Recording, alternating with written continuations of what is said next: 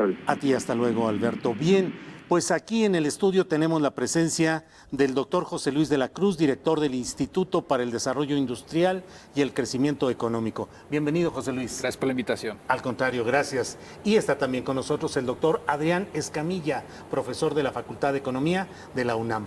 Perdón por atravesarme. Gracias por la invitación, Julio. Al contrario, gracias a ti.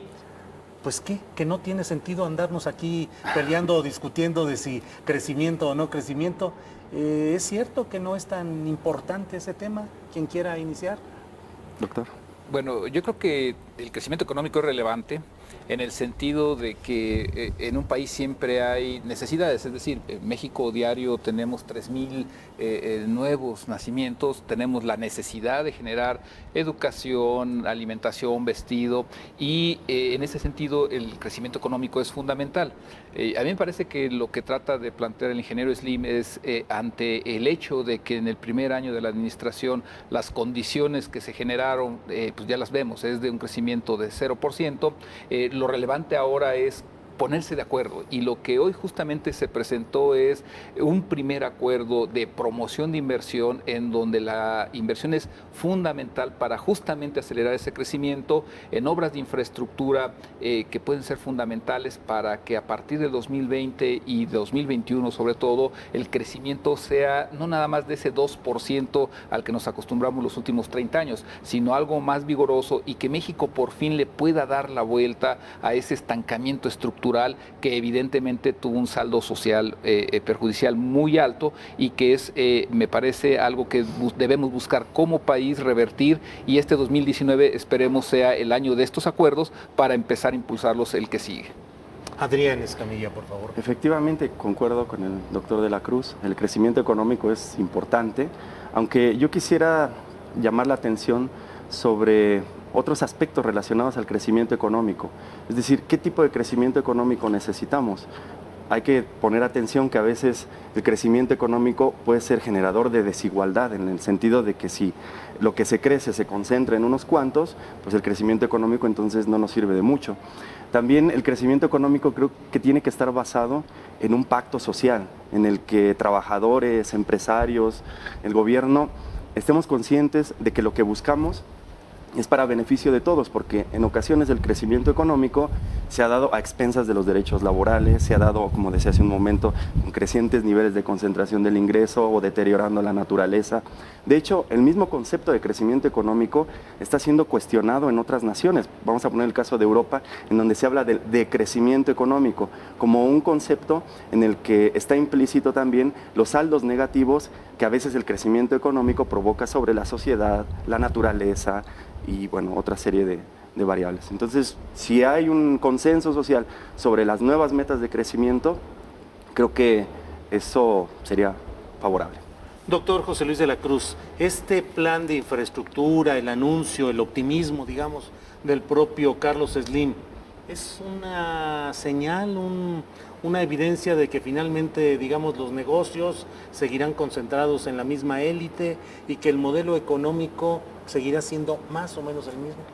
Mire, yo creo que es un acuerdo de algunos fundamentales, es decir, a mí me parece que después de un año de gobierno, el presidente López Obrador es consciente de que se necesitan reactivar ciertos aspectos de la economía que no pueden detenerse. Estamos hablando de infraestructura que es desde la básica, que permite el desplazamiento de personas, mercancías, hasta otras que son generadoras de bienestar. Entonces yo creo que es un primer acuerdo que es un mensaje político de que podemos darle la vuelta a la página a ciertas cosas, pero en donde por otro lado me parece el presidente no va a modificar lo que planteó en su libro, es decir, un estado de bienestar que se encargue justamente de ser un estado desarrollador en donde lo que va a ir impulsando es la construcción de estos nuevos acuerdos, en donde tengan cierta orientación de crecimiento, en donde el Estado busca generar una red de protección social, pero en donde los resultados de esto los vamos a ir viendo en el mediano y largo plazo. Entonces, me parece que no se está renunciando a generar una nueva dinámica social, pero creo que sí se es consciente de que en el corto plazo se necesita necesita reactivar inversión, generación de empleo, porque al final del día la vida diaria de la mayor parte de la población depende de eso, del empleo y del ingreso que ello genera, y me parece que el 2020 tiene que relanzarse este aspecto. Doctor Adrián Escamilla. Sí, yo creo que sí hay una diferencia fundamental entre la relación del poder económico con el poder político con respecto a los sexenios anteriores. ¿Cómo lo podemos ver? Por ejemplo, el caso del aeropuerto. En el caso del aeropuerto cancelado de la Ciudad de México, en donde esta fue básicamente una iniciativa empresarial y que se canceló, porque es ahora el Estado el que va a proponer hacia dónde se necesitan redirigir las grandes inversiones. Es el Estado, como se señalaba hace un momento, en un nuevo concepto de Estado desarrollador o de Estado guía de la economía, el que va a estar marcándole a la iniciativa privada. Estos son los sectores donde más nos surge, donde más impacto tiene, donde los beneficios no solo van a ser privados, sino va a haber una enorme derrama social, como lo estamos viendo en la propuesta del plan de infraestructura de hoy. Observamos que pues cerca de un cuarto de todas las inversiones se va a destinar hacia transporte, que pues son sectores de base sobre los que descansa la economía en su conjunto.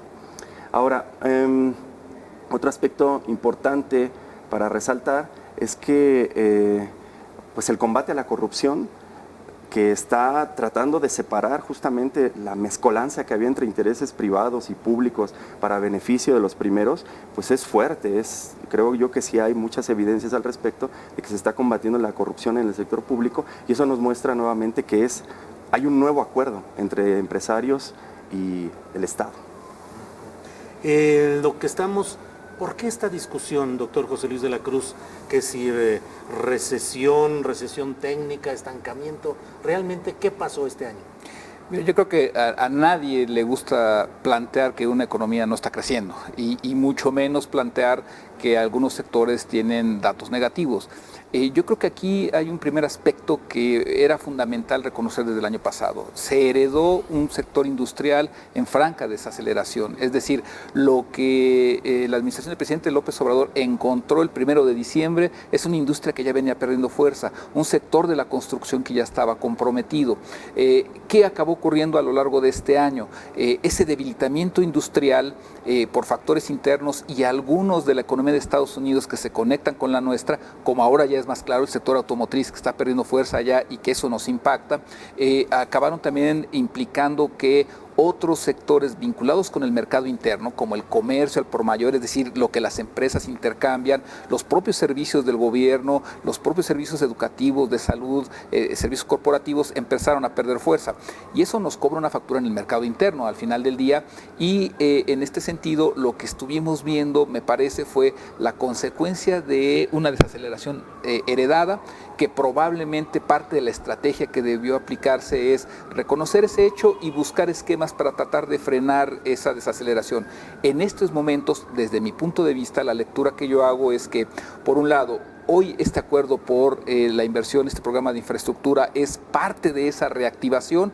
En enero, cuando se presente lo que quedó pendiente, que es la parte energética y de salud, en donde el gobierno le está apostando mucho, en el presupuesto que se acaba de aprobar, 1 billón de pesos van a Pemex, Comisión Federal de Electricidad y la Secretaría de Energía.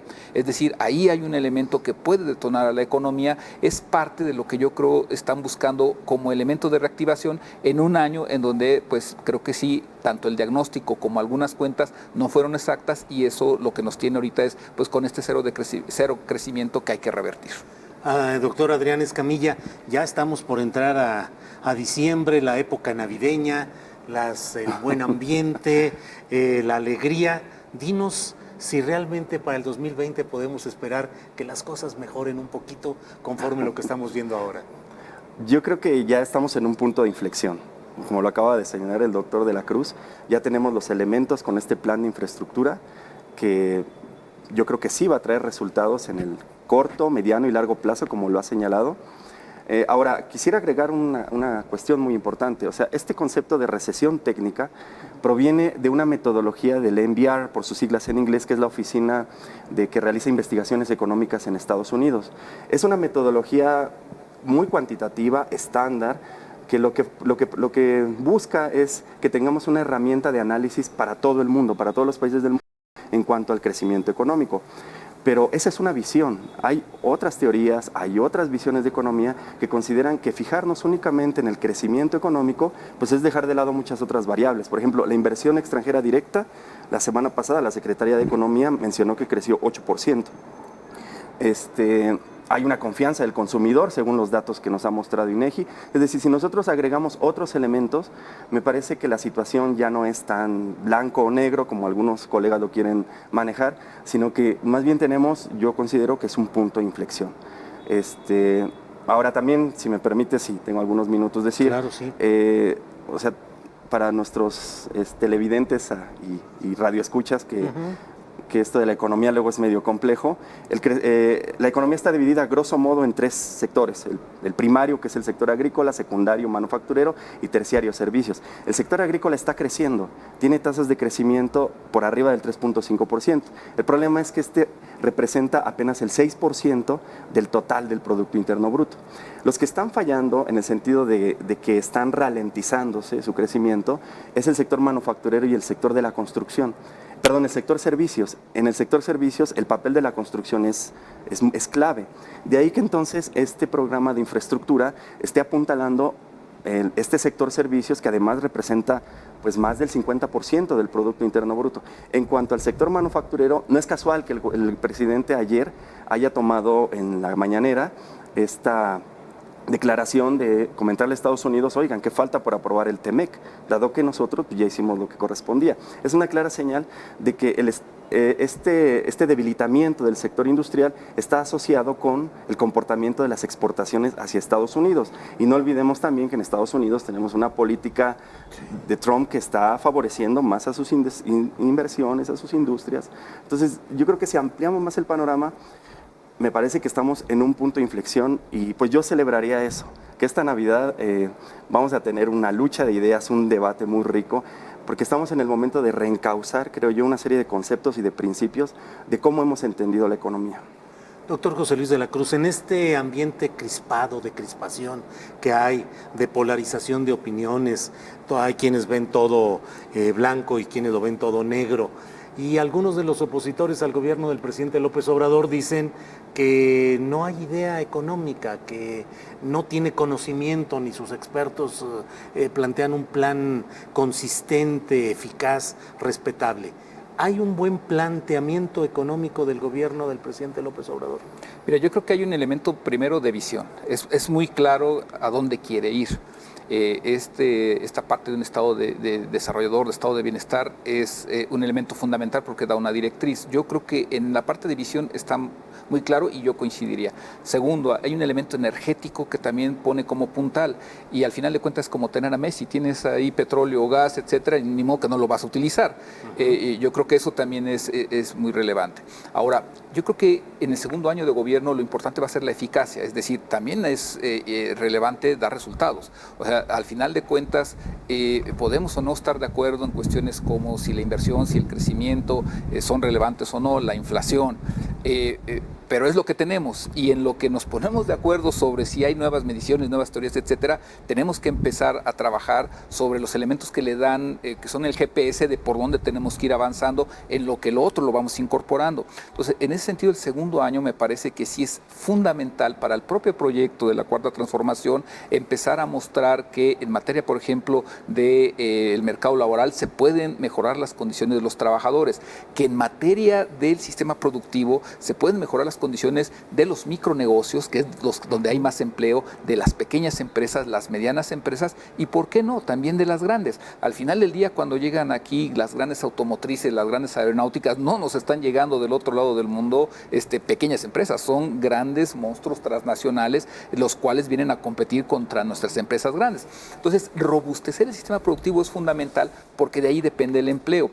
En la parte de desarrollo social va a ser también esencial que se muestre que se puede combatir la pobreza, como no se ha hecho en otras ocasiones, en donde no nada más es tener recursos, sino garantizar que esos atiendan cuestiones básicas de educación, salud, vivienda, acceso a servicios básicos como agua, drenaje. Entonces, me parece que el elemento que mencionaste de eficacia en este segundo año tiene que ser también fundamental, porque es como el propio presidente tiene que evaluar qué está funcionando, en qué se tienen que hacer ajustes y sobre eso qué nuevos acuerdos tienen que irse tejiendo para ir avanzando. Porque es muy claro, 40 años de precarización y de un crecimiento bajo no los vamos a revertir en 2, pero sí tiene que empezar a avanzarse de tal manera que algunos elementos puedan empezarse a solventar y tengamos muy claro lo que tú mencionabas.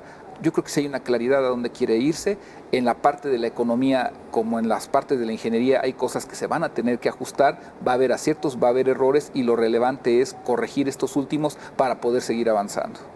Bien, doctor Adrián Escamilla, ¿se está cumpliendo el propósito del presidente López Obrador de llevar recursos a la gente más pobre? ¿Realmente está funcionando esta intención de que no haya intermediarios? ¿Entregar el dinero en efectivo realmente está funcionando en términos económicos? Bueno, yo creo que este año se heredó un proyecto de egresos en el que, si bien ya participó el partido del presidente en el Congreso, estuvo pues en principio diseñado por el anterior mandatario y su equipo. Entonces, hasta este año que viene, es cuando observaremos ya los objetivos, los criterios, estos cambios plasmados en el proyecto de egresos de la Federación. Entonces, yo consideraría que será hasta este año cuando podamos ver ya separando un poco las inercias de lo que es neto de esta administración, podremos verlo hasta este año. Ahora, a mí me llama la atención el programa Sembrando Vida, a propósito de la discusión de la semana pasada, en donde algunas agrupaciones de agricultores se molestaban porque consideraban que hubo una reducción drástica al presupuesto. El problema está en que ese programa está ubicado en la Secretaría del Bienestar. Entonces, no forma parte de la Secretaría de Agricultura y por eso se nota una caída. Pero ese programa, que no tengo ahorita el dato correcto, pero creo que son 26,000 millones de pesos, está enfocado, son transferencias directas a los campesinos que tienen el compromiso de reforestar, de tierras en barbecho o tierras erosionadas, tratar de reactivarlas, y muchos que estaban abandonando el campo, quedarse. Son 5,000 pesos mensuales, me parece, lo que se les va a estar dando, y que además están priorizando el cultivo del maíz, además la milpa, la forma de la milpa, que es un método más ecológico, más de autosubsistencia. Entonces, yo creo que ese tipo de programa puede traer resultados interesantes porque va a dar muchos impactos en varias direcciones. Probablemente disminuya la dependencia alimentaria del maíz tan alta que tenemos, frenará un poco la migración que hay de trabajadores campesinos hacia Estados Unidos, hacia la ciudad. Puede tener muchos efectos interesantes, pero insisto, yo creo que habría que esperar hasta este año cuando se vea esa mano. Bueno, pues así nos iremos a estas etapas decembrinas que ya están encima, y veremos qué es lo que sucede con con esta política económica, con este proyecto de egresos, con el plan de infraestructura, con todos estos datos. Gracias, doctor José Luis de la Cruz. Gracias por la invitación. Gracias, muy amable. Adrián, muchas gracias. Gracias por la invitación.